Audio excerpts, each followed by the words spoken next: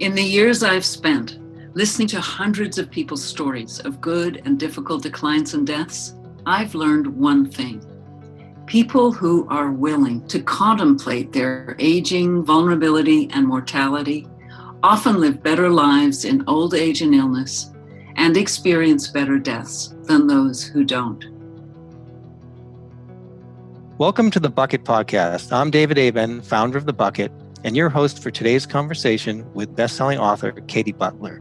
Katy is the author of two notable books on end of life, Knocking on Heaven's Door, which was published in 2014, and most recently, The Art of Dying Well, a practical guide to a good end of life.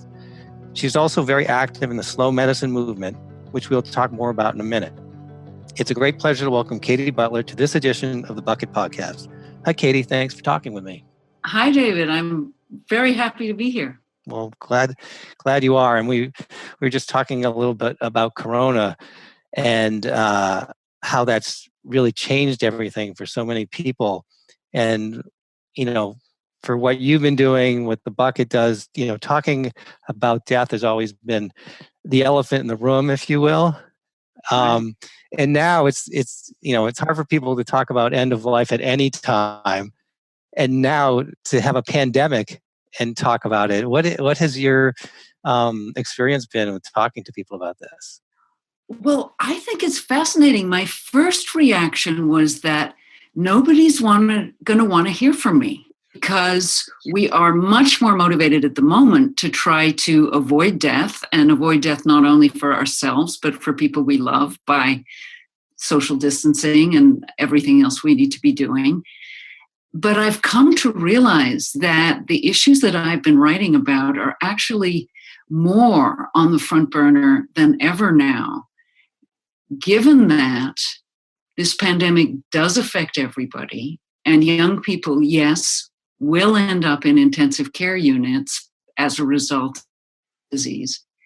However, 80% of the people over 80 who become critically ill with this are not going to emerge from ICU alive. So do you think this is, in a way, a new chapter for your book, or do you see what's already in your book, a guide for helping people through this? I think both. I think things are moving so rapidly on the ground now that I can't tell you what new chapter should be added to my book. But one of the things that I've tended to read aloud when I give a public reading is a super beautiful bathing and honoring practice which some nurses created to make deaths in the hospital more sacred. And it involves bathing the bodies of the dead and then using lavender oil and touching all the basic points of the body with lavender oil, anointing, and reciting certain lines like, I anoint the brow that has thought so many thoughts, or I anoint the shoulders that have carried so many burdens through this life. And what I realized is, I'm not sure this practice is going to be able to be done physically with the body. But I've noticed when I give a reading and I go through this litany, I see many people in the audience closing their eyes and visualizing and imagining doing it with a family member who perhaps has already died and it wasn't the most sacred of deaths. They're having the opportunity to kind of relive it virtually and actually imagine doing this bathing and honoring and anointing practice. So perhaps we're going to see with Zoom people doing an imaginary version of these practices rather than an actual face-to-face physical. Wow. To give you an example, when soldiers were dying on the Civil War battlefields, they very much missed the traditional death vigils that were traditional for the 19th century. And they would take out photographs of their loved ones on the battlefield so that they could feel accompanied by their family members as they were dying. And clearly we're going to need to be inventive and to design new versions of rituals in order to bring ritual into the experience of dying, even in this state of emergency. Wow, a lot to think about. So when you spoke, you did a reading at the Harvard Coop in Cambridge. Right. When I read your book, I had highlighted a paragraph which was really profound to me and it really relevant to the bucket. And you got up and started speaking, and the first excerpt you read of your book was that paragraph. And I felt like a kid who had gotten the answer to the test right. You know, it was like, yeah, I did it. But I just want to read that for our listeners and then talk about it. And that excerpt is, I'm sure you know, I've learned one thing. People who are willing to contemplate their aging, vulnerability, and mortality often live better lives in old age and illness and experience better death than those who don't. And to me, this is what the bucket is all about. It's this. Thank you. And do you mind if I just continue and read another paragraph? Because I really feel it sets up the whole conversation that we're having. No, I'd love you to do that. Okay. They keep shaping lives of comfort, joy, and meaning, even as their bodies decline. They get clear-eyed about the trajectory of their illnesses so they can plan. They regard their doctors as their consultants, not their bosses. Seek out medical allies who help them thrive, even in the face of disappointment and adversity, and they prepare for a good death. They often enroll in hospice earlier and feel and function better, and sometimes even live longer than those who pursue maximum treatment. They make peace with the coming of death, and they seize the time to forgive, to apologize, and to thank those they love. They rethink the meaning of hope. And they often die with less physical suffering and just as much attention to the sacred as our ancestors did. I love that. I love the idea behind that, that it's, you know, if you think about mortality, it's not going to kill you. That's not what makes you die. And that by thinking about it, you can have a better life and a better death. Is that, you say you've learned this. Is there research that you learned it from, or are these your experiences? I learned it from a combination of things. I interviewed more than 200 people for the book who had accompanied others through the experience of dying, and those experiences had sometimes been very successful and positive, and sometimes very negative. So I learned a lot from the bottom up, from the experience of regular people. Then I also did research from the top down. For example, there is research that shows that people who have terminal illnesses who get palliative care and hospice often have much more peaceful deaths, experience less pain, for example, and leave their relatives less traumatized afterwards. So there is genuine research that also supports the experience of people from the bottom up. So I did both, and I also talked to a lot of experts in geriatrics and hospice and oncology and other specialties that are deeply concerned with these issues. So when I read that, for me, it wasn't so much at the end or later in life. It was relevant to me for anybody who thinks about this at all times and has this perspective and appreciates life more. And one of the things I want to do with our audience is that, you know, I think about people who go to your book readings and listen to your talks. I basically call them the choir. That these are people who are in the choir and they believe in this. They believe in death positivity, and they get a lot out of it. And so I consider my people listening right now as kind of, they're not in the choir. They're not sure they're going to keep listening right now.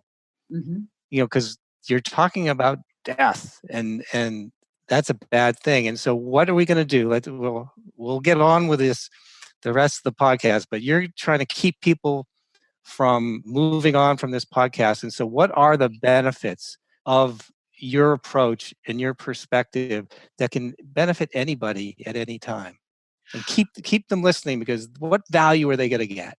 Well, first of all, I don't call them the choir. I call them the early adopters. Okay. And things start with the early adopters. They start with the edge and they start with the fringe and they continue to move person to person. Mm-hmm. I do think that the more I have contemplated this myself, A, the less afraid I am, and B, the more appreciation I have for my precious daily life. One of the phrases of the hospice movement is, thank you, I love you, please forgive me, I forgive you, and goodbye. And people often intuitively undergo some kind of exercise around those questions once they know that they're approaching the end of their lives. But the beauty of that is you do not have to wait for thinking that you are going to die someday, because you are going to die someday. So it's made it so much easier for me when the thought crosses my mind how appreciative I was for, let's say, that ex-boyfriend where the relationship ended really badly and I got hurt. But when I look back, I see how much beauty there was and how much was given to me. I now go ahead and write a note to that ex-boyfriend and let him know. And it's a beautiful experience. Similarly, saying I'm sorry, saying please forgive me. I've learned how to do that. I've learned to be much more spontaneous and less afraid of how I'm going to look poorly if I apologize when I think I've made a mistake. So there is that possibility of continuing to clean up your life day by day, evening by evening, that some awareness of our mortality can help us with. Yeah, I agree completely. And the part that you were saying about feeling less afraid, I've read your book, I've read other people's books about similar topics, and I'm finding myself becoming less afraid. And also doing things to make sure that when that time comes, that I've done the things I wanted to do.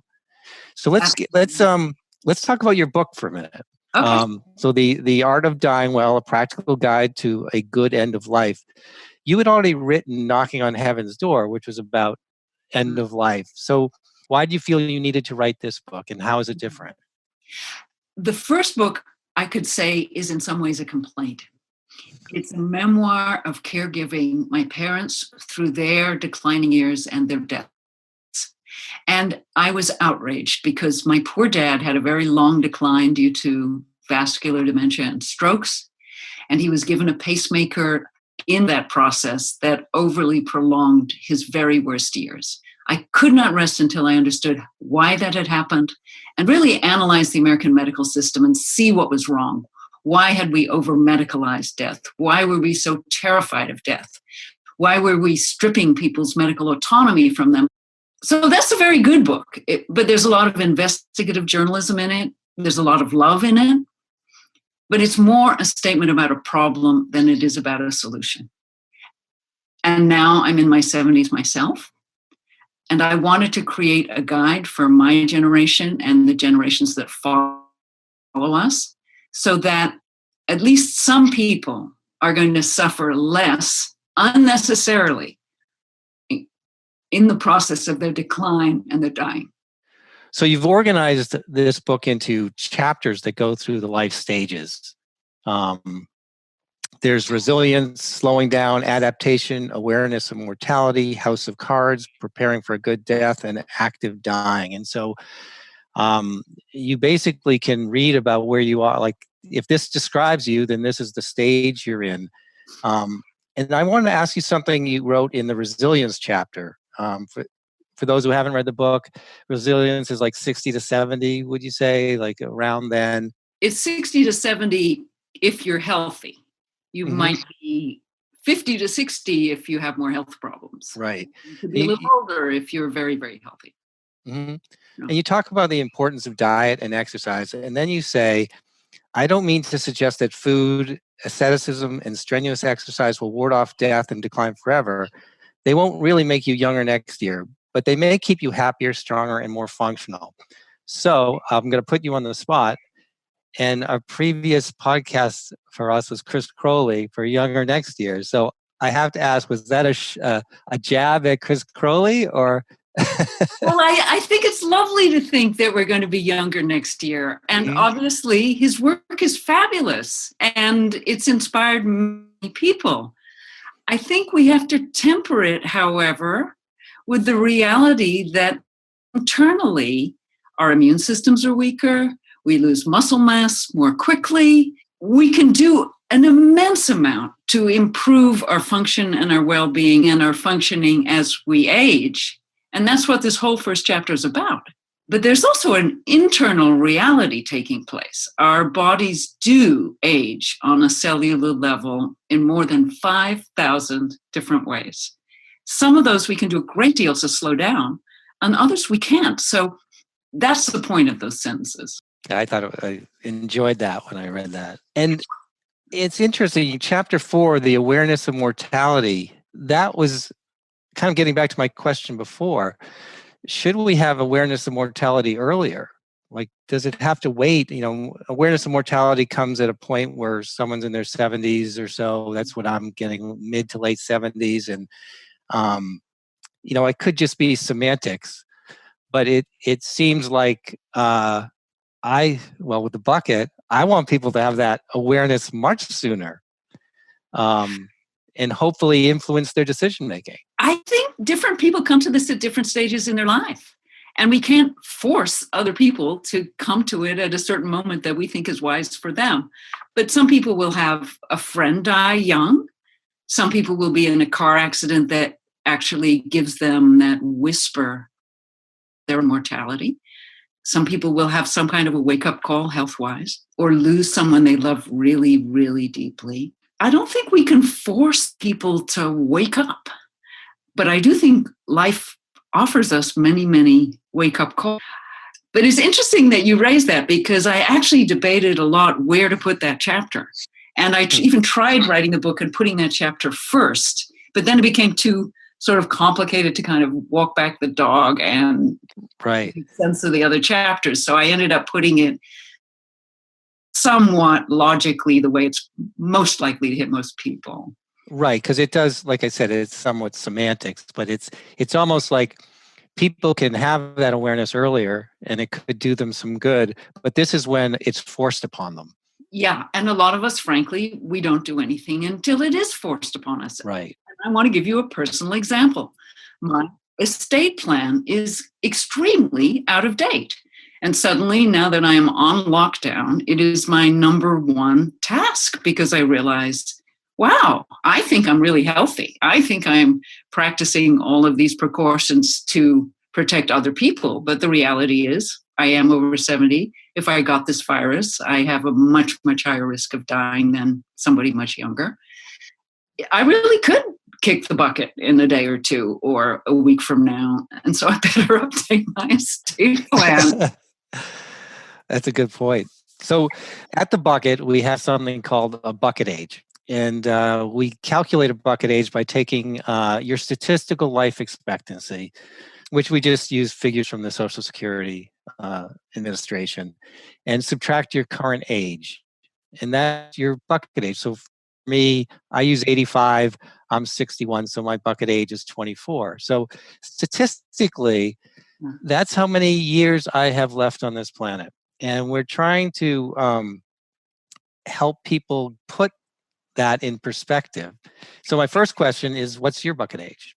Well, I'm assuming that unless I develop something, I will live to be 92. I think that's my statistical. So that gives me what? That gives me, tell me, what's that? 92 minus 71? So 21?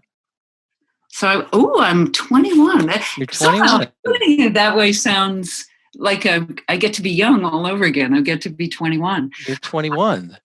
My rule of thumb about it is I'm praying and hoping for another 15 years that are relatively good years. I feel from the research I've done and from my own parents' experience, after 70, it's all random. It's all a crapshoot. And a lot of people I know, when they hit 85 or so, see a major, major turn down in their functionality. And I'm not really that keen on outliving my functionality by a whole lot. So I'm just praying. I'm very, very happy in my daily life right now. My husband and I get along really, really beautifully. There's a sense of the preciousness of every day. But there's also a strong sense that we can't take for granted that we're going to have good health from now on. So the bucket has a tagline called "Live Fully, Die Well." And the die well is not your die well. It's not the things you talk about in your book. It is really about dying without regrets. That's the simplest way to put it. That that you have made choices by looking at your bucket age and saying, if I'm going to hike the Grand Canyon, I better get to it. My time is running out of it, in a way. And so when we think about that, I would say, let's say you were on your deathbed tomorrow. Are there any regrets that you would have? Yeah, I have a brother who is estranged from me. He's been estranged for many, many years now. It's not my doing. I would really regret leaving this earth with that estrangement. And at the same time, I've come to accept that that is his choice and that it may be something that I just have to let go because it may be what serves his own happiness and ease of mind much better than having some kind of reconciliation with me. So I would definitely have that regret. I would regret that I had never returned to Greece. I would regret that I never took that watercolor class that I have been saying I would take from now till eternity. I've been saying I want to take a watercolor class. I would say I would have some regrets, but the honest truth is that because I got to do those 2 books about death and dying, and I do feel I got to contribute to the greater good. And I think if I died without having written those 2 books, I would have died feeling to some degree frustrated and that I had not fully expressed my life. But I do feel extremely grateful that after a very troubled history with men and a very dysfunctional first marriage, I've now been married to someone we've only been briefly married, but we've been together for 20 years. I'm in a relationship where I actually do get to express my love for somebody in an effective way and to feel deeply loved in return. And the combination of having that sense of being loved and getting love that I got to truly contribute to the world, or at least think I did, is very, very meaningful for me. So I think if I walked out of the house today and picked up the coronavirus at Whole Foods this afternoon and died 2 weeks from now, I'm not saying I'd be happy to leave the earth because I really would not, but I wouldn't feel cheated.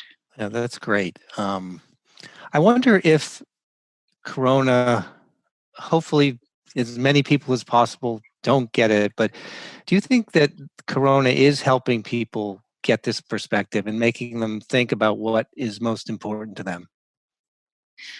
I don't know. I think the lockdown is helping people.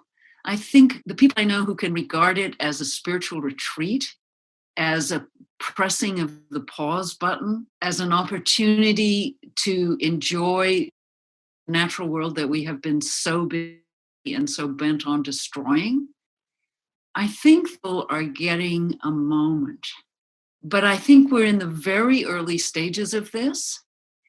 And a lot of people are in deep panic and strong states of outrage about what should be done differently. I think a lot of people are experiencing different stages of those classic stages of grief. Some people are bargaining. Some people are furious about being let down by leaders. Some people are hoping it's all going to be over 2 weeks, which it is not. I think we're all shuffling through numerous emotions, sometimes very rapidly in one day. And it's going to take some time to shake out and for people to come back to earth and to people to accept the tremendous load of grief and loss that we are right now, most of us only contemplating. It hasn't really hit yet. It's like waiting for the hurricane to come. So let's wait and see. David Kessler, who's written a book called The Sixth Stage of Grief, and he's been interviewed at the Harvard Business Letter, who you might want to have as a guest on your program, who worked with Elizabeth Kubler-Ross, has added one more to those stages of grief, which is finding meaning as the last of the stages of grief. That we find ways to contribute to the world out of our sadness and out of our loss. He's saying right now we're all in anticipatory grief. We know loss is coming. We don't know the shape it's going to take exactly. And so we're agitated. Mm-hmm. So way back when you used to tour for your book and go to see people, it must be a great experience when people come up afterwards and talk to you and tell you about how the book has affected them. Can you talk about that and just some of the stories about people and their experiences? Sure. One of the nicest was relatively recently, a woman that I know distantly, sort of a friend type of a person, called me because she had a large family in a huge degree of agitation as her father was dying. And I recommended that she take a look at the book and especially look at the bathing and honoring practice that I discussed. And she took this practice, and her large obstreperous family got together at the deathbed. And they did do this bathing and honoring practice where they washed the body of the father and touched the various parts of his body and anointed him with oil, and all got to recite together these beautiful passages. And she said it was very, very transformative to what had been going on in the family. So that's one example. I just know a lot of people have gotten the permission to normalize saying no to an intensely technological death, to feeling okay about choosing comfort care only, for example, for a demented 92-year-old father, rather than putting him through an extremely painful or harrowing hospital procedure. I think what I've tried to do and have succeeded in doing to some extent is restoring people to their own moral authority, to their own trust in their own intuition. We know how to do this stuff. We know much more than we think we know. If we trust our heart and we trust our guts, and we don't get too swept away with expert advice. So it's kind of ironic in a way. My book is full of advice, but I would say one of the main pieces of advice is trust your own advice. There are stories in the book about people involved in a hospital death who definitely wish that this person was not dying in the hospital, was dying at home. But they have seized the moment in the hospital to ask for a room, for example, that has light or has privacy. They've brought in music. You can transform even the most unpleasant environment, sometimes with a little gumption and sometimes with a great deal of acceptance and letting go. And so how does that help the survivors? In the moment of the passing, well, I'm not going to say passing, I'm going to say death, because I feel like some of the euphemisms we use are a problem. But so I can see how people feel good that they did the right thing, they asked for things, they spoke up. But is there a residual effect for people who have, if they did this, living their lives, does it change them? I think it does. And I think a great deal of the reason that we ought to sign advance directives, for example, is not just so that we preserve our own autonomy and hopefully die closer to the way we hope to die. It's leaving a good emotional legacy. And the least conflict and self-doubt and guilt you leave your relatives with, the better it is, obviously, for them after you're gone. And so explicit instructions in a living will, for example, is extremely, extremely helpful to survivors. It's very clear to me that because my dad wrote letters to each other right after he had his first major stroke, I wrote legacy letters to him, thanking him for teaching me to swim, teaching me to read, trying to teach me French, teaching me algebra. We had a very loving and close relationship when I was a young child, which deteriorated massively when I was a teenager. But we got a chance to really heal that because I took that opportunity to thank him. And I suffered extremely little complicated grief after his death because so much had been spoken and so much had been addressed. And there is a great deal of research that families that undergo an ICU death, witness an ICU death, suffer very high rates of complicated grief, sibling conflict after the death, post-traumatic stress disorder because of the suffering that they see the relative go through. That's why I think, especially in this time of coronavirus, that if you are older with multiple serious illnesses, it's clear to you that you don't want to die that kind of highly technological death, that you have very explicit conversations with your families now so that perhaps you will be diverted from one of those units and your death can be more peaceful and hopefully at home if that's where you would like to die. So that makes me think, I wanted to talk about slow medicine. So that's another thing that you're involved with a lot. You have the Facebook group, the private Facebook group, Slow Medicine. And I think that's obviously very related to what you were just saying in general. I'd love to hear you talk about slow medicine, explain what it is to people. Sure. What it's all about. Yes, I want to start by saying I learned two major new things by writing the second book. The first was the importance of community, both ways, asking for help as well as giving help whenever you can, little ways, big ways. The second thing I really learned was that living well segues fairly nicely into dying well. And you have to know what living well means to you if you want to have any clue to what a good death might mean to you. They segue.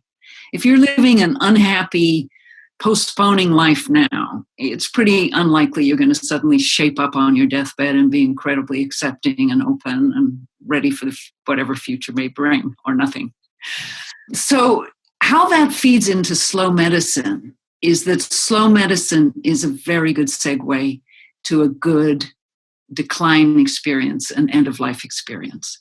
Slow medicine is thoughtful, time-consuming, relationship-based medical care. It's the medical equivalent of the slow food movement. It's quality over quantity.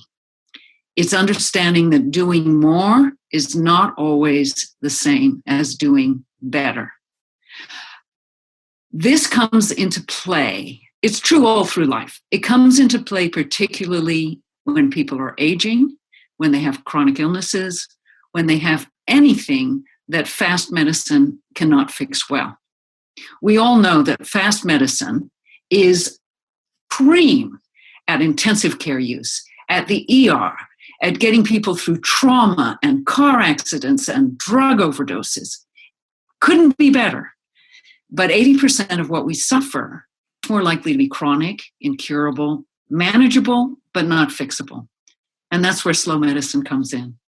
The movement itself started in Italy with cardiologists who really were praying and urging for more time with patients and more caution, especially with older patients, because as you get older, the risks and the traumas related to extreme medical interventions rises as much as their benefits do.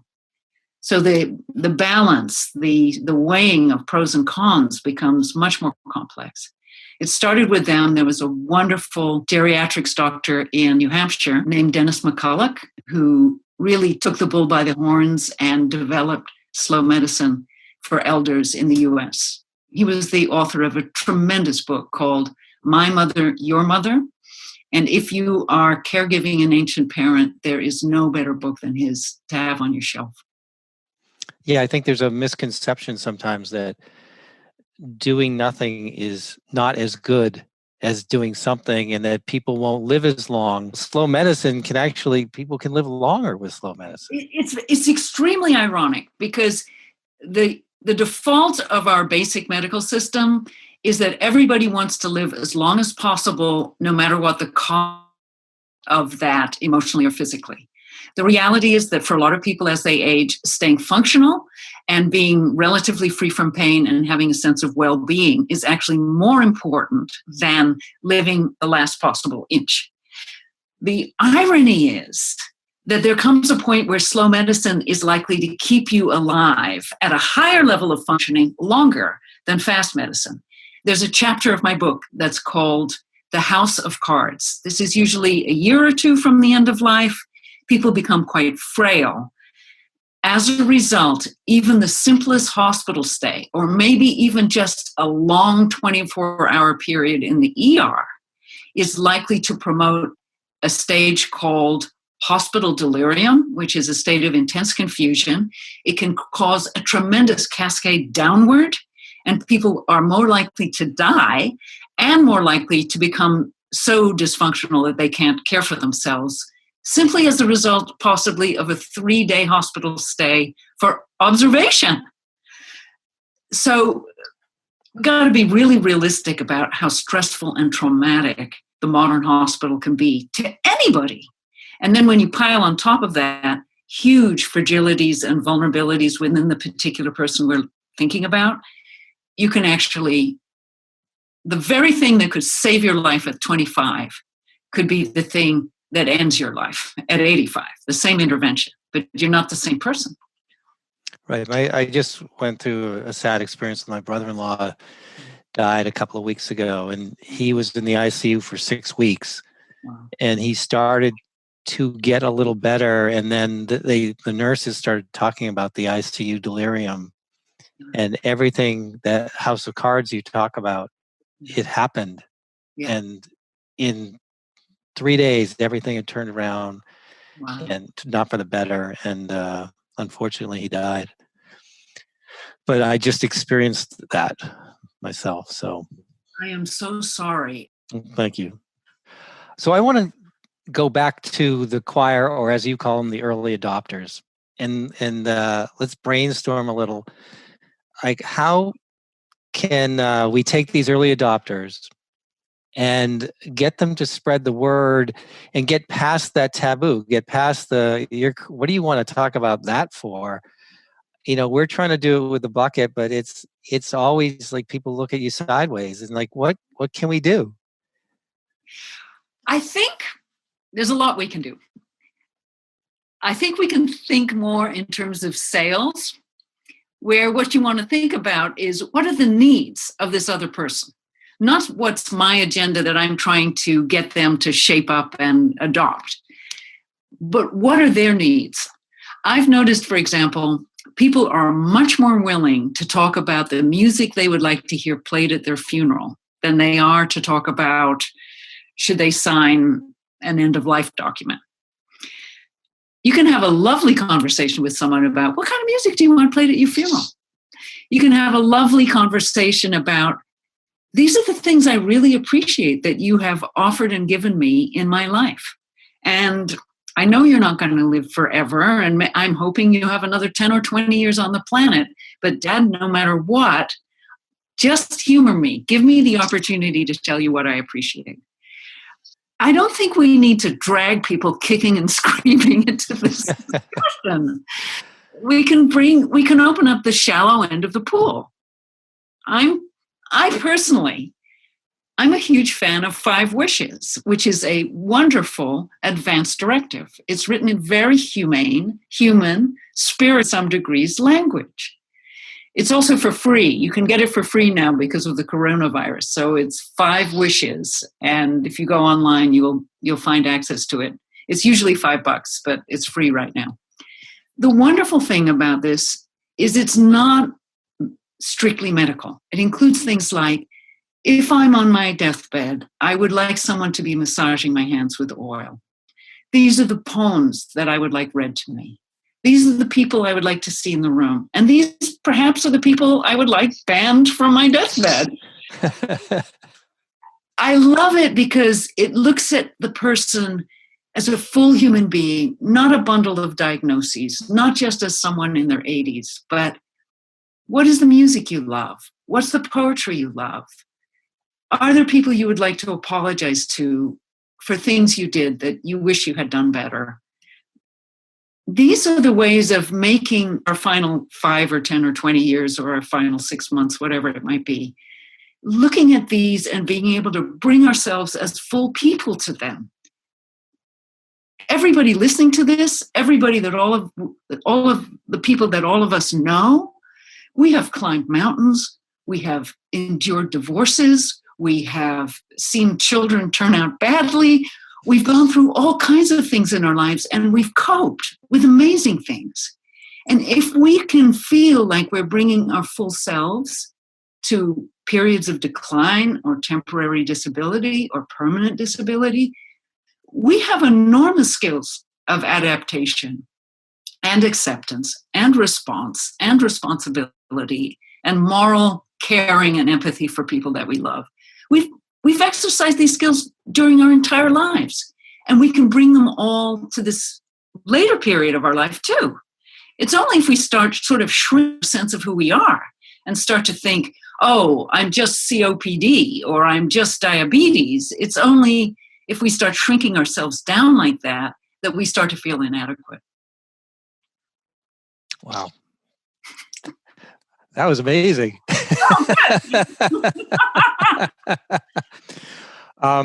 Well, I guess my last question is if you have any other advice that you haven't already given, because you have given quite a bit. So it's not like I'm thinking like you've missed anything, but is there anything else you'd like to say to people?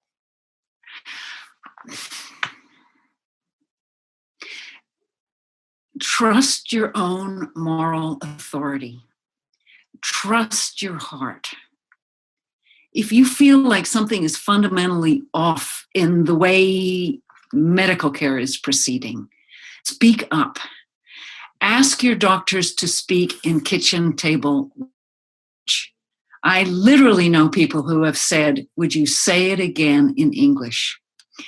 It's extremely disempowering, or it can be, to go into a doctor's office and start hearing what's essentially medical gobbledygook. The action tends to be one of two things. It's either, oh, I'm so stupid, I have no idea what he means. Or they start to, Google and do a lot of research and try to find out what all these terms mean and then speak the way the doctor's speaking. And both of us inauthentic. They make us disempowered. It's extremely important to bring the doctor down to your level and to speak up about what really, really matters to you. He may be assuming that what you want to do is try to live another 2 years, or that what you really want is hope, whatever that means, dishonest hope, even lie hope. But maybe what you're really concerned about is, I want to garden. I can't garden anymore. Or you may be wanting to say, I'm extremely concerned that I'm going to die before my daughter's wedding. Is there anything I can do about this? Or do we need to move up the wedding date or have the wedding in the ICU? You need to stay in touch with what truly matters to you. And it may mean that before you say that to a doctor, you need to write in your journal about it. You need to have at least one buddy out in the world who you just download with and process this with until you can actually create some concise questions or statements for somebody. It's so important to stay in touch with language that makes sense for you and that you can express what really matters to you in. And the doctor should come down to your level. You should not try to go up to the doctor's level. That's great advice. So thank you so much for your time, Katy. I've gotten so much out of this, and I'm sure our listeners will as well. So stay safe. Stay safe. Stay 6 feet away from everybody. And thanks very much. That was just lovely. I really appreciate you asked me to do it. Oh, sure. I'm so glad you were able to. I don't know whether Corona caused gave you some time to do this, but if it did, thank Corona. It did. And thanks to Corona, I learned how to use Zoom. I probably would have said, I can't do this. Call me on the phone. You're a great interviewer, by the way. You're fabulous. You're really good. You have a fabulous combination of reassuring and attentive, but also challenging enough and humorous enough that you're bringing out the best in me. And I just want you to know that. So this was a good one. You kind of brought out more fire in me for some reason, which is just great. Good. All right. Well, thank you so much. Bye-bye. Well, I'm glad I could bring that fire out in Katy. She's bringing it out in so many people herself with her books and her slow medicine group on Facebook. I apologize if some of the audio was a little garbled, but with the coronavirus situation, we can't always have the best internet connections. Anyway, thanks for listening. And for those of you who are not yet the early adopters, I hope this podcast is your invitation into, what did Katy call it, the shallow end of the pool? To learn more about Katy Butler's books, go to katybutler.com. That's Katy with a Y, Katy, Butler.com. And to learn more about how embracing your mortality can help lead to a more fulfilling life, go to our website at thebucket.com. That's the bucket, all one word, .com. And if you know of someone you would like to hear on a Bucket podcast, let us know at bucketfeedback@thebucket.com. Again, thanks for listening and stay safe.